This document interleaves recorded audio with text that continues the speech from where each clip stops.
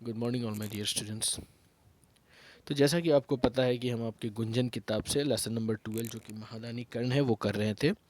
तो महादानी कर्ण में मैंने आपको बताया था कि किस तरह कर्ण को महादानी कहा जाता है, मतलब उनसे कभी भी अगर कोई आकर कुछ मांगता है तो वह अवश्य देता है।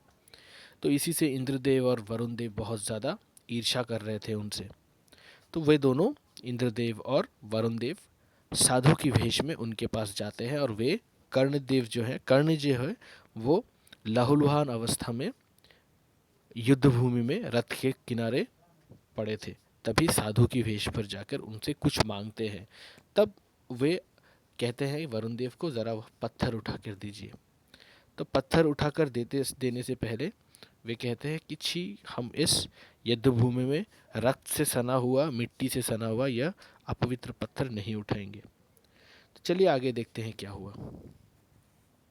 तो ये इंद्रदेव हैं और यहाँ पर चित्र पर दिखाया गया है कि किस तरह से वरुण देव और इंद्रदेव आपस में बातें कर रहे हैं कर्ण को अपनी चाल में फंसाने के लिए। फिर इस चित्र में दिखाया गया है किस तरह कर्ण कर्ण जो है वो रथ के किनारे युद्धभूमि में लहूलुहान पड़े हैं और वरुण देव और इंद्रदेव साधु के भेष पर आकर उनसे कुछ मांग रहे हैं। तो देखिए किस प्रकार इंद्र और वरुण कह रहे हैं कि छी छी, रक्त से सना सोना यह हमारे किस काम का। मतलब जब उन्होंने अपने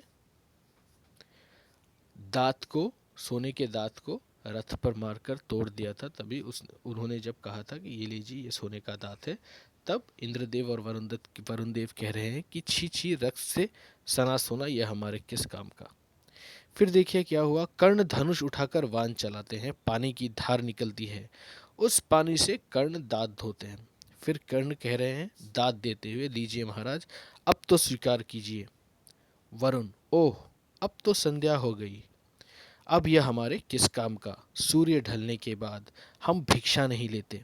कर्ण, आकाश की ओर मुंह उठाकर हाथ जोड़कर प्रार्थना करते हुए, सूर्यदेव आप मेरे पिता है, मेरा अंतिम समय निकट है, कृपा कर मेरे वचन की रक्षा कीजिए। तो कर्णदेव जो है, कर्ण अपने पिता को, सूर्यदेव को प्रणाम कर कर प्रार्थना करते हुए कह रहा है कि सूर्यदेव आप मेरे पिता हैं, मेरे अंतिम समय निकट है और कृपया कर मेरे वचन की रक्षा कीजिए।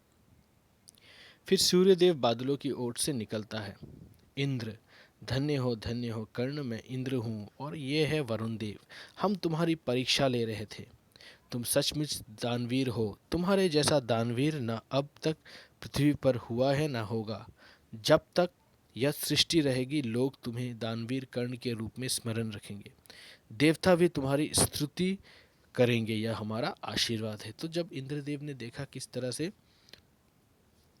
कर्ण अपने सोने के दांत का तोड़ कर दे रहा था, बादलों को हटाकर उनमें तीर मारकर वर्षा पैदा कर रहा था और सूर्यदेव की को प्रार्थना कर संध्या में भी उजाला कर दिया था, तो इन्हीं सबको देखकर इंद्रदेव बहुत धन्य हो गए और वो कहने लगे कि धन्य हो कर्णदेव, मैं इंद्र हूँ और ये है वरुण देव, हम तुम्हारी परीक्षा ले रहे थे। और यह भी कहने लगे इंद्रदेव कर्ण को कि तुम सचमुच दानवीर हो, तुम्हारे जैसा दानवीर न अब तक पृथ्वी पर हुआ है न होगा।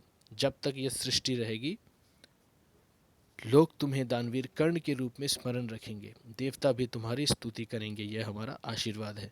कर्ण प्रसन्न भाव से हाथ जोड़ते हैं। तो इसी के साथ हमारा यह पाठ समाप्त होता है। अब हम शब्दार्थ करते हैं। चलिए, तो देखिए शब्दार्थ में आपत्ति, आपत्ति का अर्थ है ऐतराज। ईर्ष्या का अर्थ है जलन, जैसे कि मैंने आपको बताया। छद्म भेष का अर्थ है बदला हुआ भेष, असली रूप छिपाना। विवश का अर्थ है मजबूर। अपवित्र मतलब गंदी। स्तुति मतलब प्रशंसा। तो इसी के साथ हम आज का पाठ यहीं पर समाप्त करते हैं। दूसरे पाठ में हम एक नए पाठ की जानकारी प्राप्त करेंगे। तब तक के लिए धन्यवाद।